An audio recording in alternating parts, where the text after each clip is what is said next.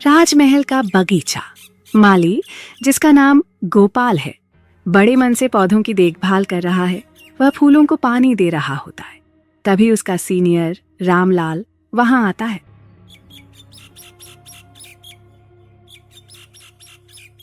गोपाल, तू फिर से धीमे काम कर रहा है? कितनी बार कहा है जल्दी किया कर। राजा साहब को समय पर बगीचे की देखभाल चाहिए और तुझे लगता है कि तेरा यह आलसीपन चलेगा?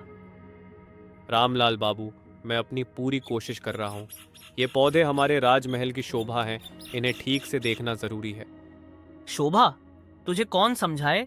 ये तेरी जिम्मेदारी है कि राजा को कोई शिकायत न हो, और अगर राजा साहब को कोई शिकायत हुई तो तेरा सिर मुंडवाकर गांव से निकाल देंगे। जी रामलाल बाबू, मैं पूरा ध्यान रखूंगा। रामलाल बड़बड़ाता हुआ चला जाता है। गोपाल गहरी सांस लेकर अपने काम में फिर से जुट जाता है।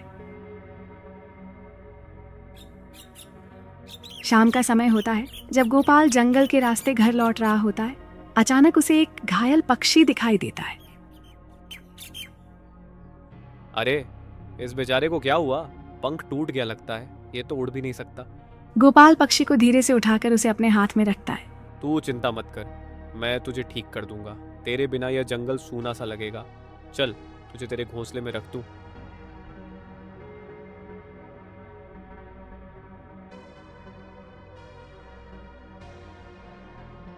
गोपाल पक्षी को उसके घोंसले में रखता है, लेकिन पक्षी की हालत देखकर उसे चिंता होती है। ये खुद से खाना भी नहीं ढूंढ पाएगा। इसे तो मेरी मदद की जरूरत है। कल राजमहल से फूल लाकर इसे खिला दूंगा। अगले दिन गोपाल राजमहल के बगीचे में फिर से काम कर रहा होता है। वह कुछ फूल तोड़ता है और चुपके से उन्हें अपनी पोटली में रखता है ताकि वह पक्षी को खिला सके। तभी अचानक रामलाल वहां आ जाता है। अरे, ये क्या कर रहा है? फूल तोड़ रहा है? चोरी कर रहा है तू?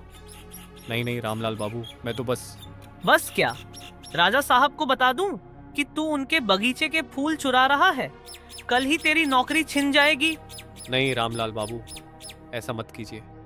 मेरी नौकरी चली गई तो मेरा घर कैसे चलेगा? मैं ये फूल किसी और के लिए नहीं तोड़ रहा। झूठ बोलता है। फूल चोरी कर रहा है और कह रहा है कि किसी के लिए नहीं तोड़ रहा। राजा को बताए बिना तुझे नहीं छोड़ूंगा। रामलाल बाबू, सच कह रहा हूँ। ये फूल मैं एक घायल पक्षी के लिए ला रहा हूँ। वो बेबस है, उड़ भी नहीं सकता। उसे मेरी मदद की जरूरत है। पक्षी के लिए फूल? कितनी मासूम बात करता है। तेरी इस मासूमियत पर तो हंसी आती है। चल ठीक है, राजा को कुछ नहीं बताऊंगा, लेकिन इसकी कीमत चुकानी होगी। कैसी कीमत बाबू? रोज मुझे एक सोने का सिक्का देगा, तभी तेरी ये चोरी की बात छिपाऊंगा। अगर एक दिन भी चूक गया तो राजा के सामने तेरी सच्चाई खोल दूंगा। सोने का सिक्का? लेकिन मेरे पास तो... तेरे पास कुछ नहीं है तो इंतजाम कर ले, वरना सीधे राजा के पास जाऊंगा। रामलाल वहां से चला जाता है। गोपाल बहुत निराश होकर सोचता है, क्या करूं? मेरी नीयत तो सही है, पर ये सोने के सिक्के कहां से लाऊं? पक्षी को यूं ही नहीं छोड़ सकता, और रामलाल को सिक्का ना दिया तो राजा को सब पता चल जाएगा। मैं रोज एक एक सिक्का कहां से लाऊंगा?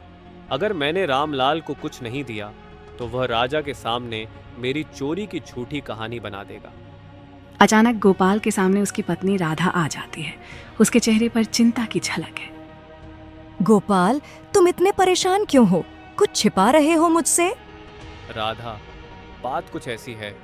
मैंने एक घायल पक्षी की मदद की, लेकिन अब रामलाल मुझसे रोज एक सोने का सिक्का मांग रहा है।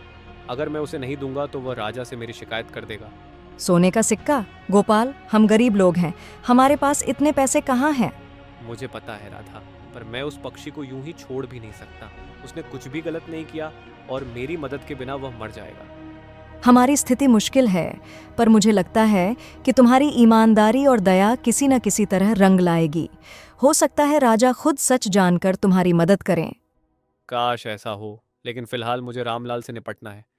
तुमने नेक काम किया है गोपाल। सच्चाई कभी छिपती नहीं है।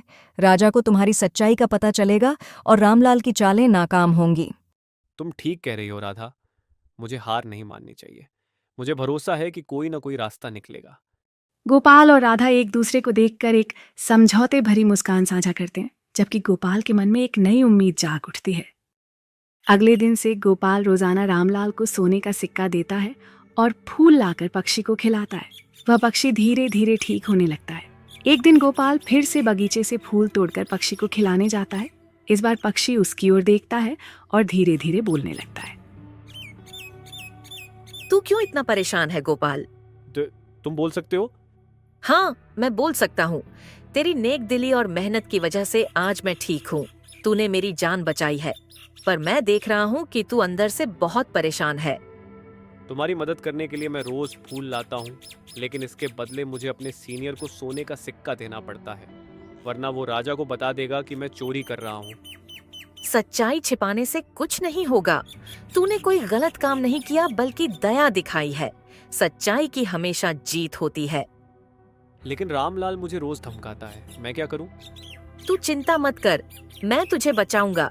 कल जब तू बगीचे में काम कर रहा होगा, तब कुछ ऐसा होगा जो तेरी सारी परेशानियां दूर कर देगा। क्या होगा? कल देख लेना।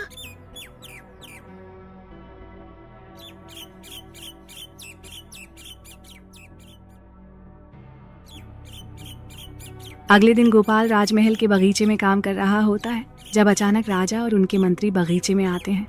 राजा बगीचे की सुंदरता देखकर खुश होते हैं, लेकिन तभी रामलाल वहां आकर गोपाल की शिकायत करता है। महाराज, ये गोपाल रोज बगीचे से फूल चुराता है। मैंने इसे कई बार देखा है। क्या ये सच है गोपाल? तू फूल चुराता है? गोपाल राजा के सामने हाथ जोड़ता है, लेकिन कुछ बोलने से पहले ही वह पक्षी जिसे गोपाल ने बचाया था उड़कर राजा के कंधे पर बैठ जाता है और बोलता है, महाराज, गोपाल चोर नहीं है।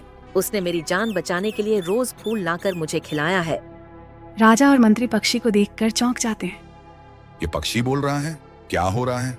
गोपाल ने अपनी दयालुता और नेक दिली से मेरी जान बचाई है। उसने चोरी नहीं की, बल्कि एक जरूरतमंद की मदद की। रामलाल, क्या तूने बिना वजह इस ईमानदार माली पर चोरी का झूठा आरोप लगाया, और वह भी सिर्फ अपनी लालच के लिए? तूने गोपाल से सोने के सिक्के की मांग की? रामलाल हड़बड़ाकर राजा के सामने झुकता है। महाराज, मैं तो बस। चुप। तेरे इस लालच और झूठ की सजा तुझे जरूर मिलेगी। तूने निर्दोष गोपाल का शोषण किया और उसे झूठे आरोपों में फंसाने की कोशिश की। आज से तू इस राजमहल के बगीचे का काम नहीं देखेगा। रामलाल, तुझे तुरंत अपनी नौकरी छोड़नी होगी, और जो सोने के सिक्के तूने गोपाल से लिए हैं वो उसे वापस करने होंगे। रामलाल घबराकर राजा के पैरों में गिर जाता है। महाराज, मुझसे गलती हो गई, मुझे माफ कर दीजिए। मैं कभी ऐसा नहीं करूंगा। माफी नहीं, सजा मिलेगी। अब इस राजमहल से बाहर निकल जा और दोबारा यहाँ नजर मत आना। रामलाल वहां से निराश और शर्मिंदा होकर चला जाता है। गोपाल राजा के सामने झुका रहता है। महाराज, आपने मुझे बचा लिया। मैं आपको धन्यवाद देना चाहता हूँ। गोपाल, सच्चाई और दयालुता की हमेशा जीत होती है। तूने जो नेक काम किया है उसके लिए हम तुझे इनाम देंगे। राजा गोपाल को सोने के सिक्के और सम्मान देते हैं। आपका बहुत धन्यवाद महाराज। ये बगीचा और इसके फूल हमेशा आपके राज्य की शोभा बढ़ाते रहेंगे। पक्षी धीरे धीरे उड़ जाता है और गोपाल के चेहरे पर संतोष और खुशी झलकने लगती है। उसने अपनी ईमानदारी और दयालुता से न सिर्फ पक्षी की जान बचाई, बल्कि अपना सम्मान भी बरकरार रखा। अगर हमारी कहानी थोड़ी भी अच्छी लगी तो प्लीज सब्सक्राइब करें।